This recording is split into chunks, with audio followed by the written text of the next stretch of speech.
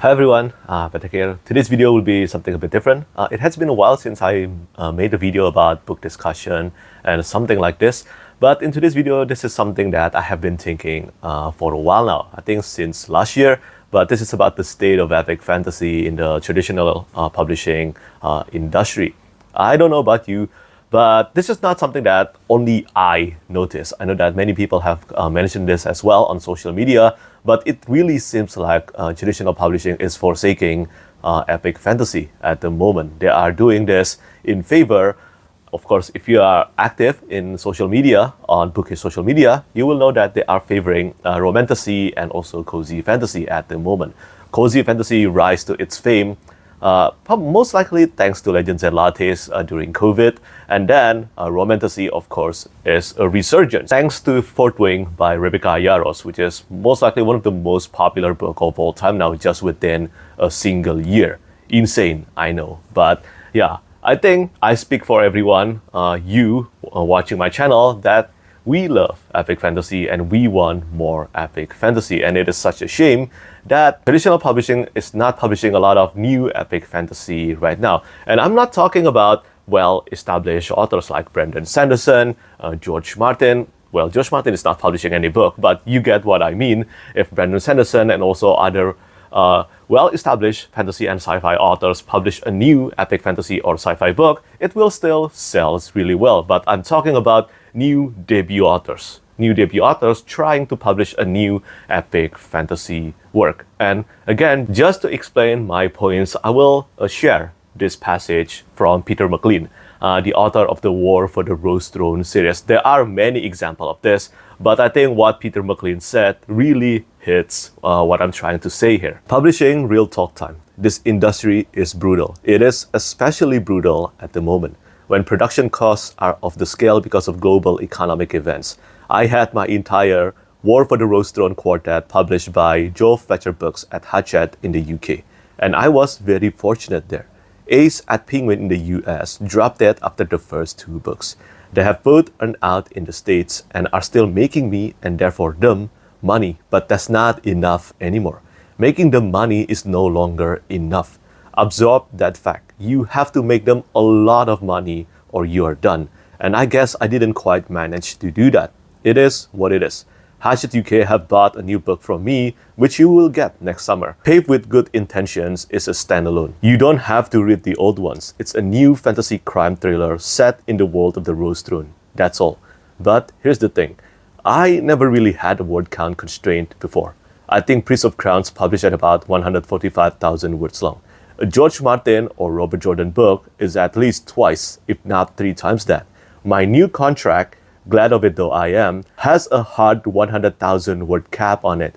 That's how much of a constrained production costs are now. I think unless you are already a megastar, the days of the big fantasy are done. Lean and mean seems to be the way forward, like the genre was back in the 60s and 70s. I'm not even sure that's a bad thing, but it's definitely an adjustment of expectations. Anyway, just some thoughts. I think many of you know that I try to be conscious about new epic fantasy and sci-fi book because I do like reading new and also older epic fantasy and sci-fi books. I love having variety in my reading, even though I am really focused on reading epic fantasy and sci-fi novels. But yeah, at the same time, I also want more epic fantasy debut, new epic fantasy from a new author as well, because I just cannot get enough of them. And hearing this kind of words from Peter McLean just confirmed what I already predicted since last year. And this was shared by Peter McLean last month. And I have always wanted to post this video, but I think today is the right time. I'm feeling like it.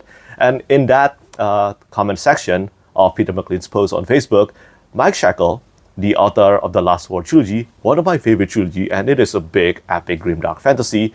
And well, he said that right now, he is being told to write in less than 130,000 words long. And then Elam, the author of Dragonfall, is being told to do the same thing. Everything must be under 130,000 words long.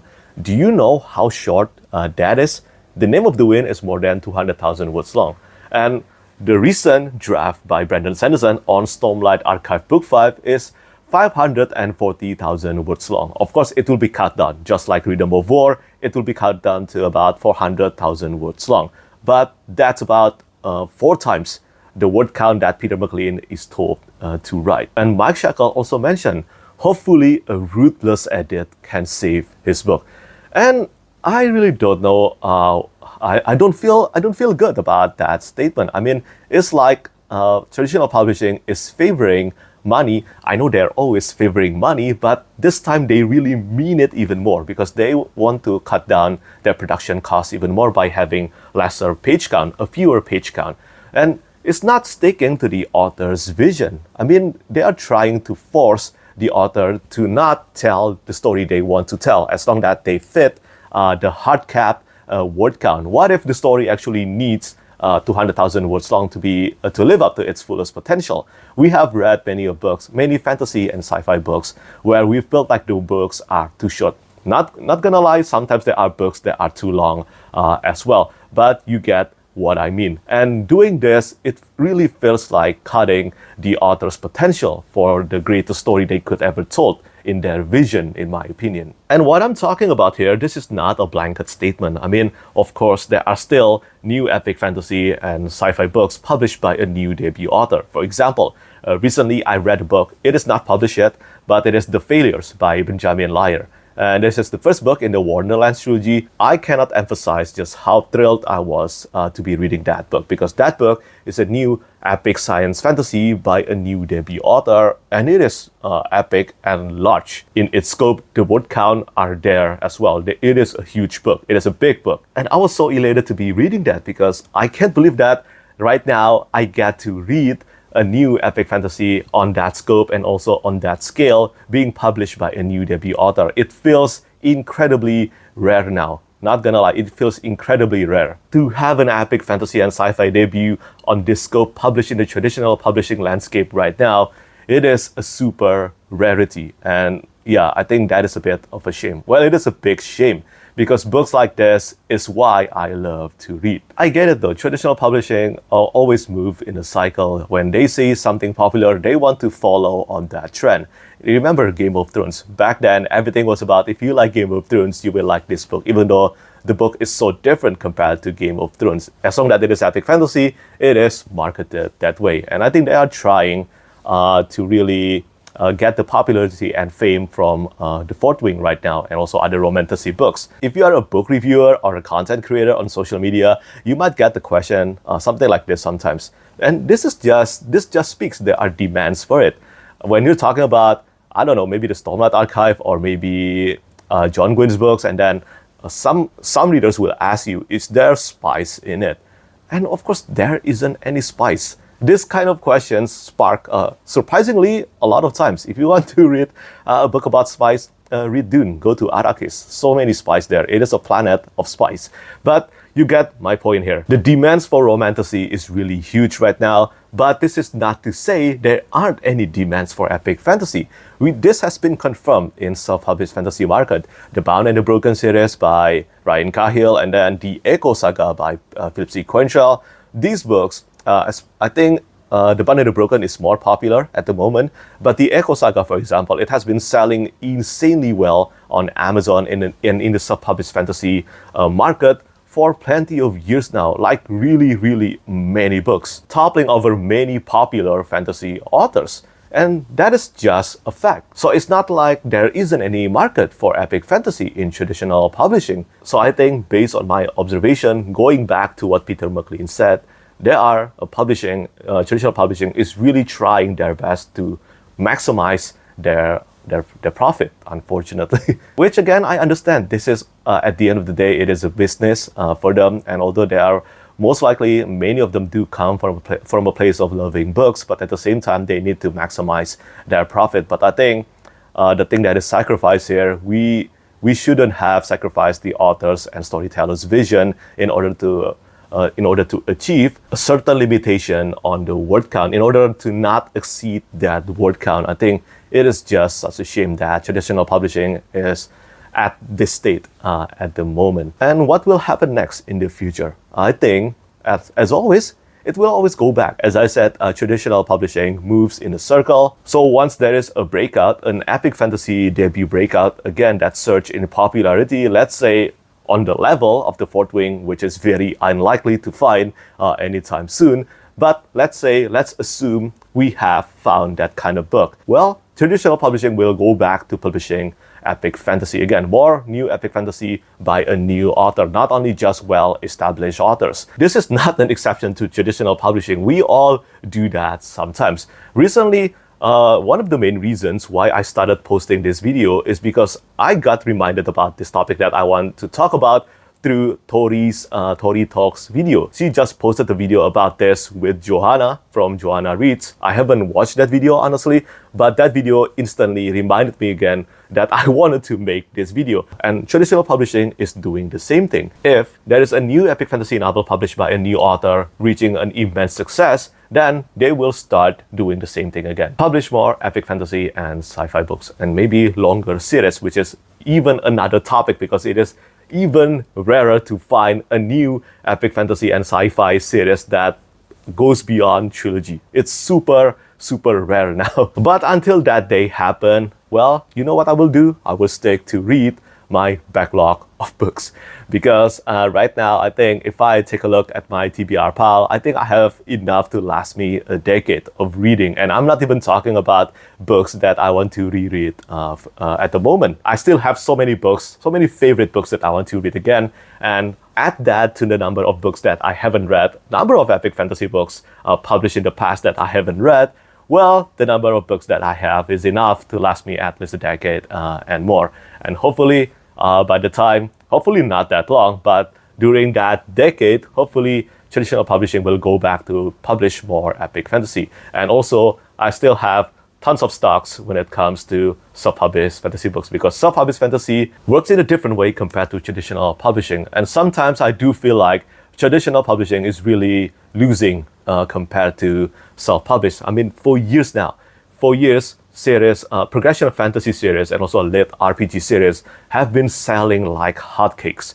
They are selling tons of money, tons of books, and it feels like only now that traditional publishing want to start publishing more lit RPG. Recently, Ace Books just announced they have acquired the first 3 books in Dungeon Crawler Carl series by Matt Dinniman. And yeah, that series is incredibly popular. I haven't read that series yet, but those who have read it pretty much agree that this series is genius and also fun. And I want to read that. And seriously, if you go back to your catalog of books, it will be super difficult to find traditional publishing an lit RPG or progression fantasy. I don't think they have published a progression fantasy series yet, which is again a surprise because if they want to maximize profit, they will have to start looking into this. Because Cradle, this is just one example. There are many successful progression fantasy series out there. Cradle is one of the most popular and most successful series of books in fantasy genre, not just in the self-published fantasy landscape, but really in the overall Amazon. Back then, before the series was completed, I think the last 5 books in Cradle series, every time a new book is out, it became the #1 best-selling book on the entire Amazon store. That should speak volume about the success and the popularity of Cradle already. And Will White is not the kind of guy who actually did a lot of marketing. And I know this is not a fair comparison. There are many authors who have tried to do a lot of marketing for their books, and at the same time, it doesn't gain the success that Will White did. Luck is definitely a part here, but due to how many successful progression fantasy series and also lit RPG series, I feel like this is something that traditional publishing should look into as well if they want to maximize profits. So at the end of the day, I'm always confused by what traditional publishing is doing sometimes in the market. I mean, it's like they're moving incredibly slow, but at the same time, they want to maximize profit as fast as they can. So that's really my thoughts really about this situation. But I don't know about you. Have you noticed the same issue? Do let me know whether you notice similar things or not. But for me, right now, I would just focus on reading, well, epic fantasy and sci-fi books. I still have so many epic fantasy and sci-fi traditional published and also self-published fantasy books that I want to read. And they are chunky books, and they are the kind of books that I love. Recently, I read The Witchwood Crown by Ted Williams and also Disquiet Gods by Christopher Rocchio. Those 2 books, they are more than 300,000 words long. And I cannot imagine these books being told, you have to tell the story in 100,000 words long. Absolutely insane and mind-blowing. It just wouldn't work. And I'm happy this kind of books still exist, and well, I will be reading them until traditional publishing is back to publishing more new epic fantasy books from a new author, hopefully chunky ones as well. But yeah, this is the end of today's video. Do let me know what you think about everything I talk about in today's video, and do you agree with what I said? And let me know whether you are reading more epic fantasy and sci-fi books, or maybe you are preferring the state of the industry right now by reading more romantasy and also cozy fantasy. I have nothing about their existence, but I just wish there is a bit of a balance in the publication for epic fantasy, romantasy, and also cozy fantasy. And yeah, I think that's really pretty much it from me today. I will post my review for Disquiet Gods as soon as possible. I hope it will be worth the wait for all of you Sun Eater fans. But until then, as always, thank you so much for watching, and thank you for your support. Bye bye. Lastly, I want to say thank you so much once again to all my patrons who keep on supporting me.